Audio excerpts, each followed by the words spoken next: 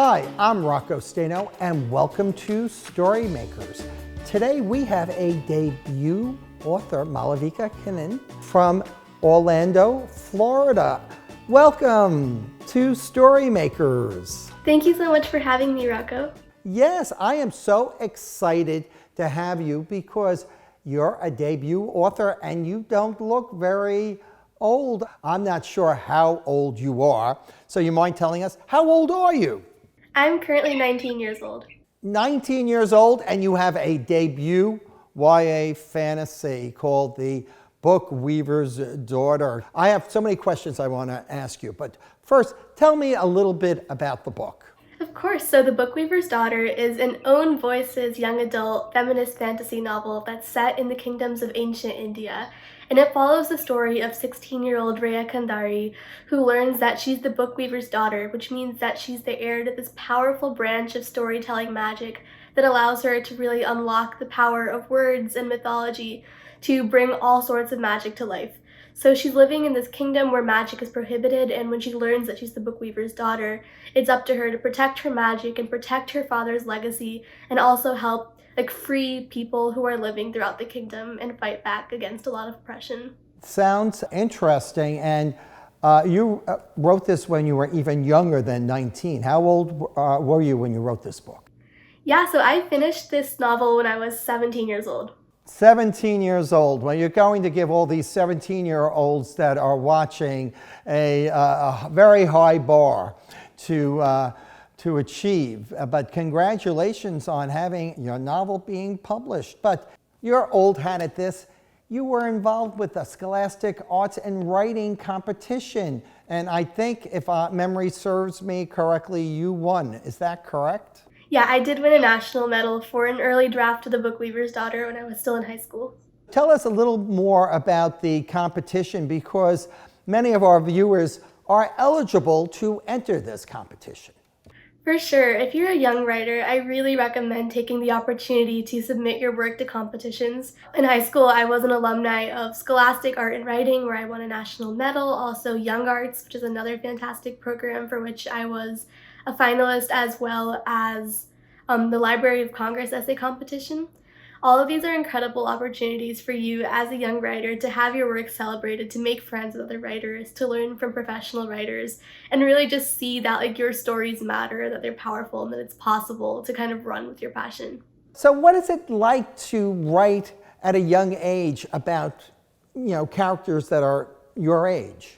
I think it's really cool and really powerful to be able to write about my fellow teenagers. When we think about how teenagers are portrayed oftentimes, a lot of people think that young people are lazy, or that we don't know what's going on, or that all we do is spend time on our phones. But I happen to know that teenagers are really caring, that they're passionate, that we're going out of our way to try to improve the world. We're activists, we're thinkers, we're authors, we're artists, and it's really cool to be able to bring that out in my storytelling.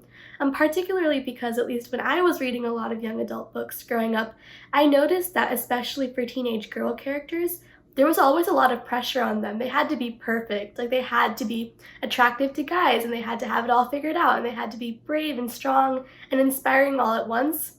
And when you guys read The BOOKWEAVER'S Daughter, you'll notice that's not the case with the protagonist, Rhea. She's still very much a work in progress. She's messy, she blows up, she's still figuring things out. So I think being able to write authentic teenage characters who are figuring it out, who are still very early in their lives, is super important to me. You are a great role model for teenagers, and thank you for that. Tell us more about Indian mythology. Yeah, so I thought it was really important to be able to draw from my heritage and my roots in the Indian mythology that I grew up loving when I was writing this book. So The BOOKWEAVER'S Daughter is set in an ancient fictional Indian kingdom of Kasmira. And it was really cool to be able to build out this world of jungles and ancient temples and palaces and libraries and mythical beasts. Because, at least for me, Indian mythology has always been an enormous inspiration. There is an enormous trope of legacy and destiny and fulfilling your duty in Indian storytelling. There's a strong tradition of powerful women, of sacrifice, of storytelling, of using words and stories for power. So I wanted to incorporate all of that into the book. So what can we learn from the strong women in Indian folklore? In Indian mythology, we have another very strong tradition of powerful female characters. Women in Indian mythology are often not just like princesses or victims, but often heroes in their own rights. They're warriors, they're goddesses, they look out for others, they protect people. So I really wanted to bring that into the story because the protagonist, Rhea Kandari, is a strong girl. She very much like builds on this tradition of Indian goddesses being like the protectors of like cosmic feminine energy, of having stories that matter. I actually opened the book with an inscription from the Bhagavad Gita, which is one of like the primary religious texts in the Hindu religion, which talks about this, about how with power even women can become destroyers of worlds. As a writer, you have a lot of influence and you can be a change maker. And how do you see yourself as a change maker? That's a really good question. I do think that writers are powerful makers of change and influencers in our communities. So one way that I really do hope to make a difference with writing is through representation. I think it's really important that all young people get to see themselves represented in books because books are a powerful way to build empathy. It's a way for us to celebrate our identities and understand one another. And at least I know for me growing up, I did not read a lot of young adult books featuring South Asian or brown-skinned or female heroines. So to be able to give like a generation of brown girls the opportunity to see themselves represented on the page is very important to me. But more broadly, I think that by writing stories of power, of overcoming an oppression, we very much give ourselves the inspiration and the lifeline we need to combat those struggles in our everyday lives. For me, my identity as an author is very related to how I feel as an activist, someone who's fighting for social justice and positive change. And I really think that fiction and real life don't have to be separate things, that we can use them to inspire ourselves. Before we talk about your work in social change, were there some women authors that influenced you? There are so many female authors who have influenced me, both in the writing of this book and also my understanding of what writing can do. So one author that I look up to immensely is the late author Toni Morrison, who was like a titan and a brilliant Black female writer who wrote a lot about the experiences of oppressed people in America. And I really admire how she used her writing to give voices to people who weren't normally seen, both in her stories and as a person herself. As an editor, she was very conscious about opening the door and allowing new authors, particularly authors of color, to become published. So I'm very inspired by her particularly, but also plenty of other female writers of color who use their stories to shed light on groups that don't normally get heard. So I'm thinking of Zora Neale Hurston and Amy Tan and Jhumpa Lahiri and Chimamanda Ngozi Adichie. On top of writing a YA fantasy novel, being a full-time student, you still have time to be involved in other activities. One is about gun violence. So tell us about your involvement in that. So when I was in high school, I became really passionate about preventing gun violence because I was tired of seeing schools and churches and streets and communities being devastated by gun violence. And I guess I had always grown up reading about stories of young people who fight back against oppressive governments and who fight back to protect one another. And I thought we can do the exact same thing as young people in our communities. So I was involved with movements like March for Our Lives and the Women's March, and millions of young people coming together to lead protests, to walk out of schools, to call our elected officials, to do town halls, to turn out to vote. So really by mobilizing together, we hope that we could make a difference through gun violence. So I was really inspired by teenagers saving the world, both in fiction and in real life activism. And you're also involved in a poetry campaign. Can you tell us about that campaign? Like I mentioned, writing has been a super important way for me to talk about my experiences, to raise awareness, to build empathy, which is why in October, with two of my dear friends who are brilliant poets, Saida Dahir and Sam Getachew, I was able to film a poetry campaign called Dear Mom and Dad that talked about the impacts of gun violence on immigrant communities and communities of color, because while these communities aren't always don't always feel connected to politics and don't always feel connected to activism, we wanted to show that our voices matter in this movement as well. So we were able to create a really personal and heartfelt poem about the impacts of gun violence on these communities and publish it with the popular magazine Refinery 29, where it went viral shortly after.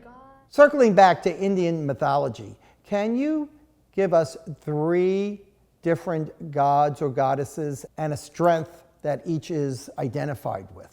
So when I was writing this book, I did think a lot about the mythology of gods and especially goddesses in my heritage, because in Hindu mythology, all gods have a feminine counterpart which kind of complements them, and for goddesses representing like this concept of Shakti, or like divine female energy. And we have goddesses that symbolize the different strengths of women, and they're all really important to like the creation and protection and destruction of the universe. So we have goddesses that are super important, highly respected, who can create and maintain and destroy the universe, and they can be gentle and ferocious at the same time. So 3 goddesses that particularly inspired the portrayal of Rhea in the Bookweaver's daughter is the goddess Durga. She represents like the divine source of feminine power, and she fights demons, and she's really cool in that regard. There's also the goddess Saraswati, who defends knowledge and learning in the arts, and that was very much part of like the Bookweaver mythology that I created in this book. And also the goddess Kali, the goddess of death, who's very impactful when it comes to preserving order in the universe and delivering justice, and that really comes to play at the end of the book. I'd like to ask the viewers to select a strength, not necessarily one of the strengths that was just mentioned, but a individual strength that you think is necessary to change the world. Please comment below the strength and how it would change the world. So what projects are you currently involved with this year? So this year, my biggest passion has been getting my book out, which releases on September 8th. But I'm also continuing to stay involved in a bunch of different things. So on campus at my school, which I attend, Stanford University, for college, I'm really excited about staying involved in journalism because I think it's a super cool form of writing, as well as campus activism to promote ethnic studies and like make sure that students of color and minorities have a good experience on campus as well. I'm also getting really involved in racial justice work, especially getting South Asian women represented in politics and in civil rights movements. Well, if I could make a prediction, I would think that someday we may see you not only in journalism, but perhaps also in politics. So we will have to wait to find out if my prediction comes true. It was a pleasure having you here today, and I wish you all the best in the future. Thank you so much. This was super fun. So remember, until next time, read a book in any format.